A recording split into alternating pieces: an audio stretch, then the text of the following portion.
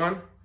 It's been a minute since I posted a video, and while I'd like to be able to say that I've been working diligently in the background doing all kinds of stuff YZ500 related, I really haven't.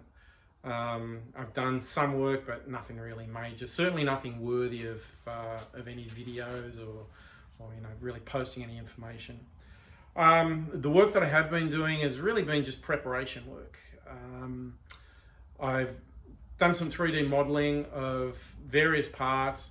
I've modeled and done all the port mapping for the Eddie Sanders barrel, and I actually went ahead and built that motor.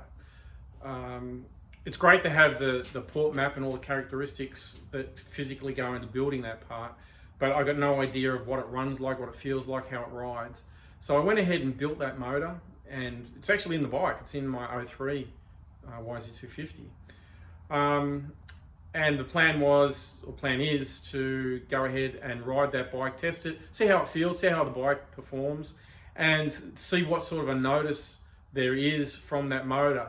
Basically comparing the 360 motor that was in the bike, the Eddie Sanders 330, and then a stock YZ500 motor. And I'm looking to see what differences there are from one to the other.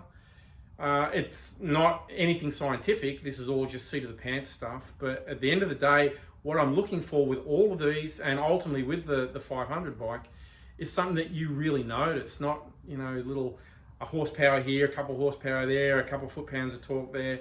I'm not looking for little incremental changes, I'm looking for big changes that you can truly notice through the seat of your pants. So anyway, for better or for worse, that motor is assembled and in the bike. I did go ahead and make some suspension changes. The suspension that was in the bike, it was all aftermarket revalved, but it hadn't been touched in, it must be 10, 12 years. And it was in desperate need of some love. The rear shock in particular, the seal was pretty well shot. The front forks, they were leaking, and they were old forks as well. They were the old 03 style forks. So I went ahead and picked up some S forks. I wanted to see what the hype was with the S forks and see what they feel like. As well as I picked up a late model shock. It was a 2018 shock out of a 450F. The 2018 shock, that turned into a science project, and I didn't end up using that. But one of the attributes of the 2018 shock, other than it being a late model shock, was it had an X-Trig sag adjuster. And I'd never used one of those before. It looked really cool. It looked like something that I would definitely like using. I hate setting sag, and oftentimes I don't do it because it's a pain in the ass. The adjuster looked like it was going to make it real simple. When the 2018 shock didn't work out, what it came down to was to fit that into the 03 steel frame, I would have had to cut the frame up. So what I ended up doing was rebuilding the original shock. Didn't do anything with the valving, left the valving as it was, but just rebuilt it, put new seals in it, fresh oil, recharged it. But I did go ahead and build an X-Trig style adjuster. You can't buy them for that smaller body shock. I think 06 is the earliest one, which is still a larger body. So rather than end up with an 06 or an 08 shock, I went ahead and made the adjuster, machined one out of billet, and put that on the bike. So I did get those changes done. I got the suspension updates done. I got the Eddie Sanders motor in it, and it's ready to go ahead and ride. I shot video along the way of that, so I'll roll some of that video. You'll get to see some of that process and see what I've been doing, as well as the fork change. I put X-Trig triple clamps on it, and so there was a little bit of screwing around in getting those to fit. So that's all done. The bike is back rideable, and I have been riding it. So that's all good to go. And then after I show you some of that stuff, I'll then talk about next steps, what I want to do. If you were to go back to the original video when I first talked about this project, my aim has always been, and still is, to model the engine characteristics on the CR500, and in particular the 85-86 CR500. 85, 86, and to some extent 87 were the most potent of the CR500s. The ones before that were pretty temperamental, and from 88 through to mid-90s, that's when they started to tone them down. By 93, 94, somewhere around there, they were a pretty different bike. They had toned them down so much. So 85, 86 was really what I was shooting for as far as the characteristics. And so I need to figure out how to develop a port map based on that configuration, and then basically just work out next steps as to how to move into the building of the cases and that sort of stuff. But anyway, here's this is what I did with the 03 bike, getting that ready to run and test the Eddie Sanders motor. We'll see how that goes.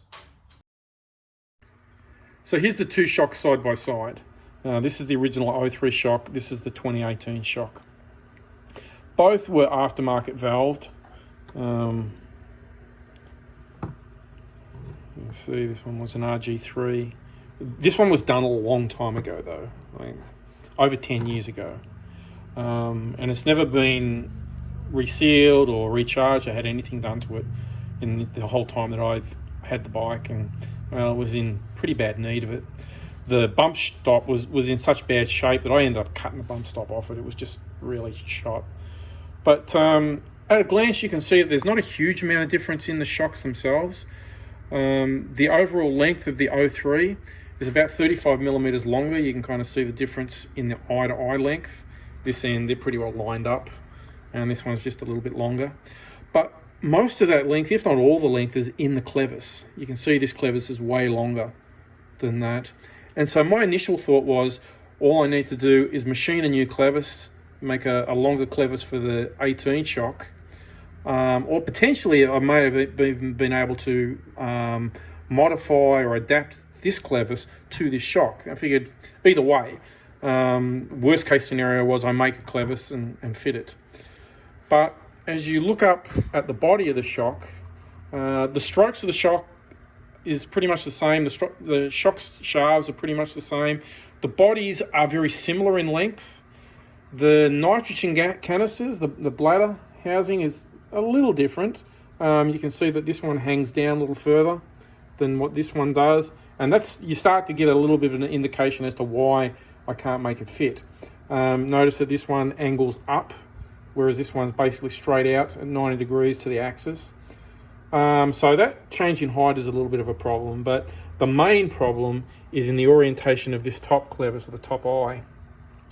You can see as they're sitting on the table right now, they're both in pretty much the same position relative to the shock and nitrogen canister relationship. They're both pretty flat.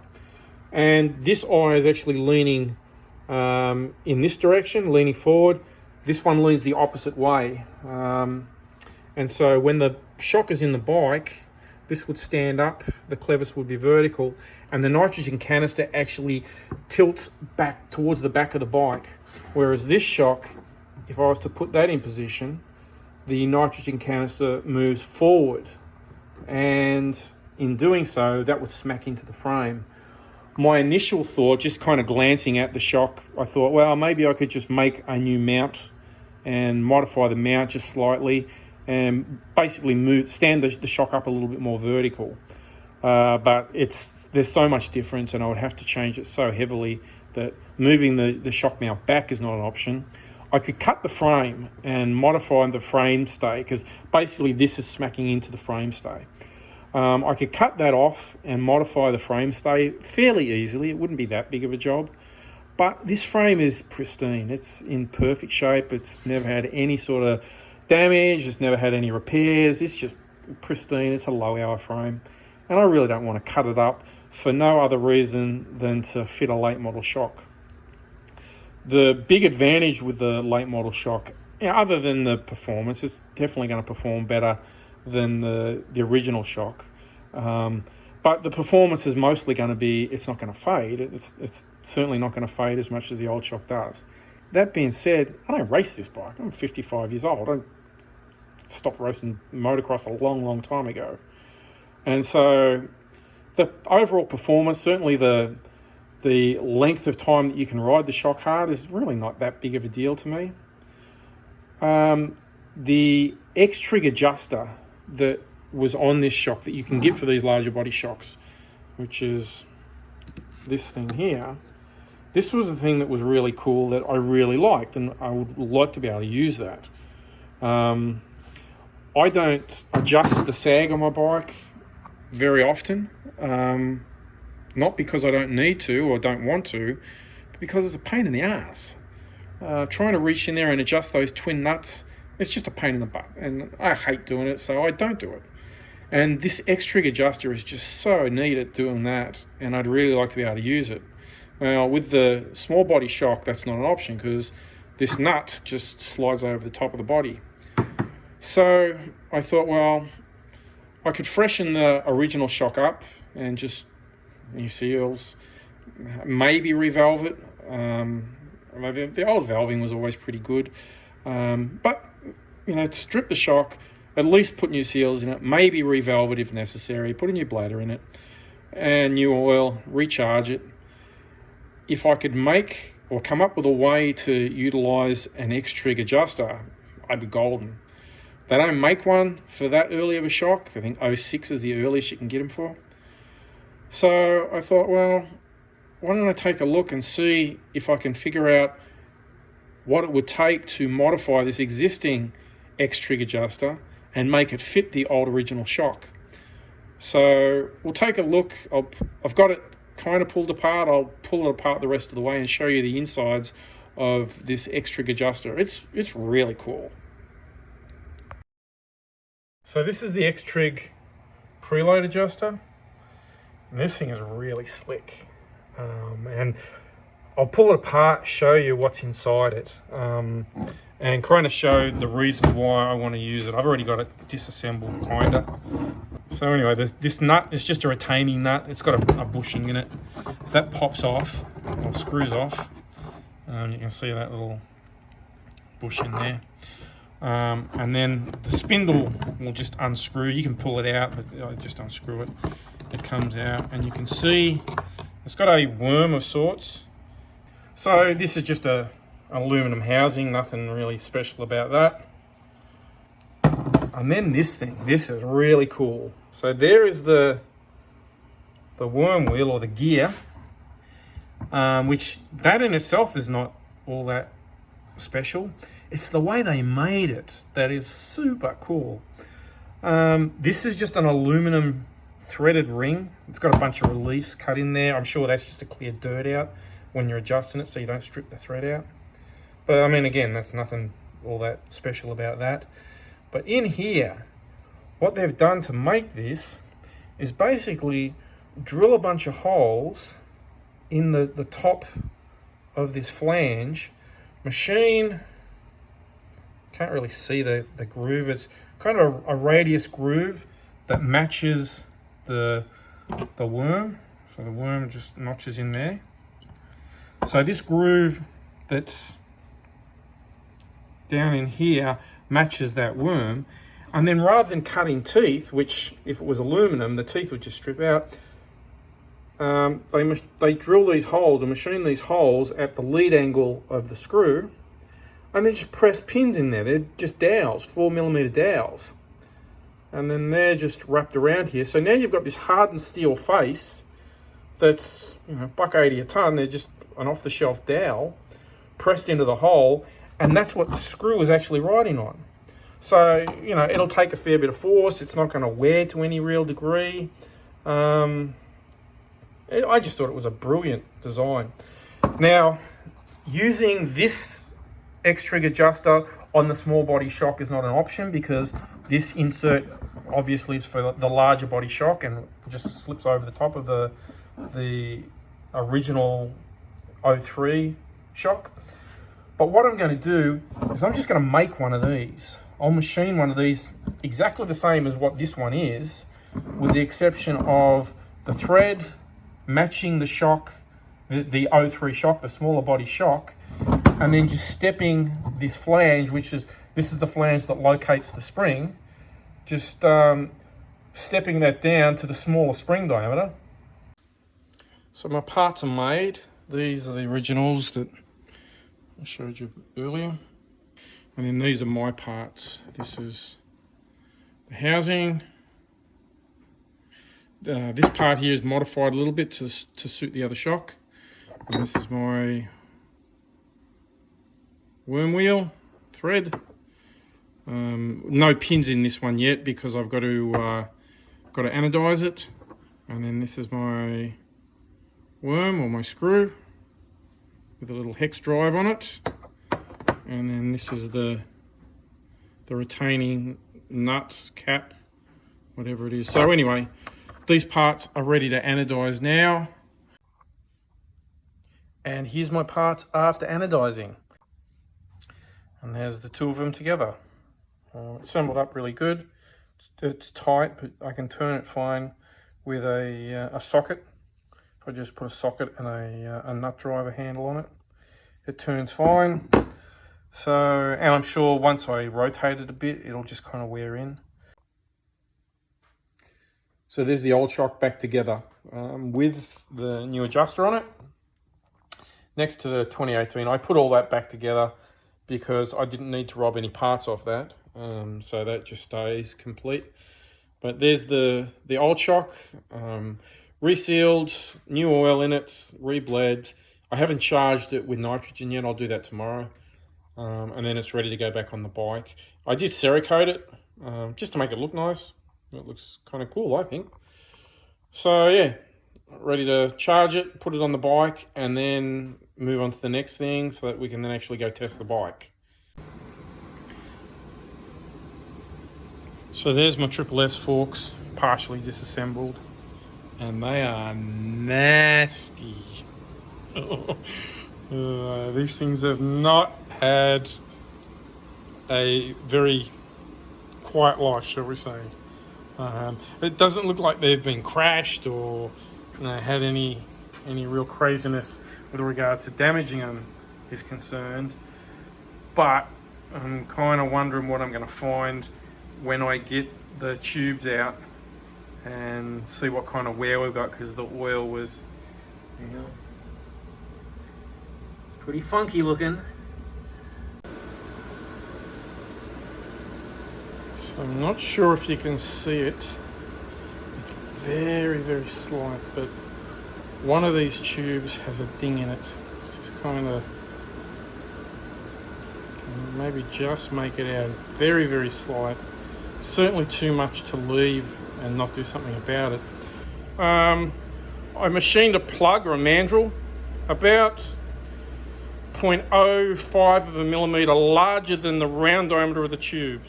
The tubes aren't exactly round, so they're kind of, well, they're tubes, so they move around a little bit. But the round diameter was 49.06, so I made my plug 49.11. And it was about 2 inches long.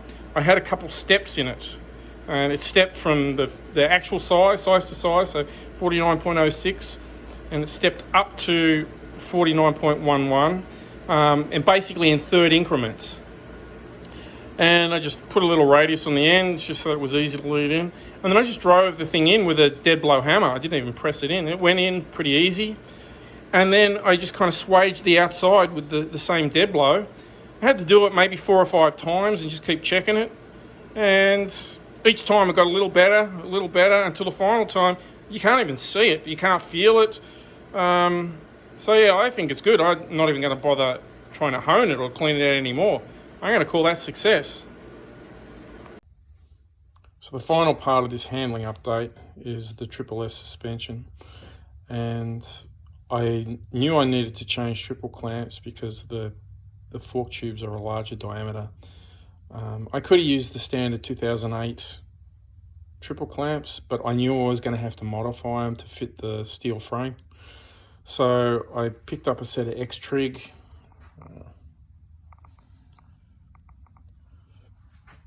X-Trig triple clamps. I figured if I'm going to modify something, I might as well modify something that was actually worthy of the modification.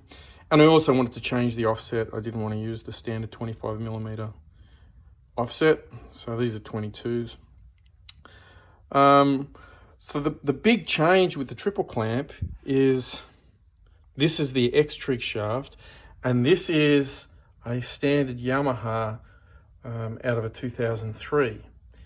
Now, this end down here, other than the Yamaha uses just a spring clip in here, the X-Trig has a shoulder machined on it, which is actually a better design, I think. But anyway, other than that, and a very, very slight difference in the length for both the press fit into the clamp and then the bearing journal, very, very slight difference in length there, but virtually not even worth changing. They do get a little bit longer to go into the steel frame. And so as you can see, the thread for the nut that actually locks the bearing down moves up about 10 millimeters, and then everything progressively moves up from there. So what I need to do is basically get this shaft, the 2003 shaft, into those clamps.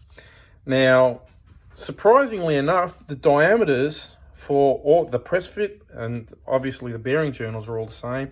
The nuts are all interchangeable. In fact, the X-Trig doesn't even come with the lock nuts for this end. You actually use the old stuff. So they're all interchangeable anyway. The bearing journals are all the same. And this press fit is about 0.03 of a millimeter bigger. It would press into the X-Trig clamps, but I don't really want to use this spring clip.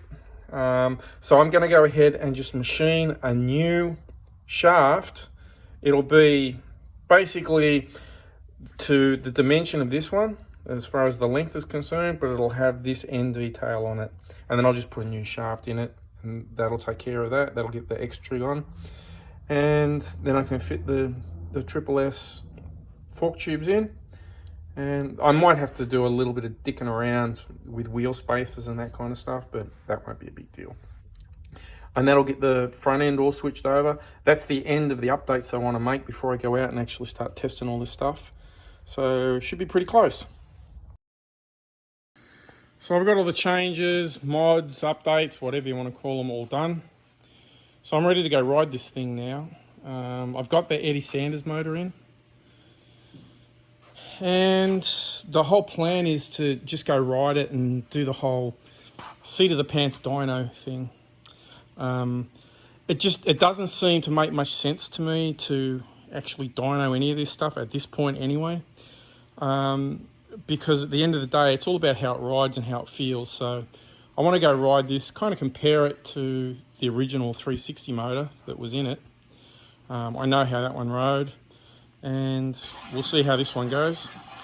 The changes I made was the shock. We've got that adjuster in there. That works really cool. I just finished setting sag, and it only took like 5 minutes. It's super easy. The hardest part was actually taking the measurements. There was just 2 of us doing it. So, but yeah, super easy. I'm really glad I made that change. It works super cool. The triple clamps are on. They were fairly easy to install. I had to make a new shaft for it.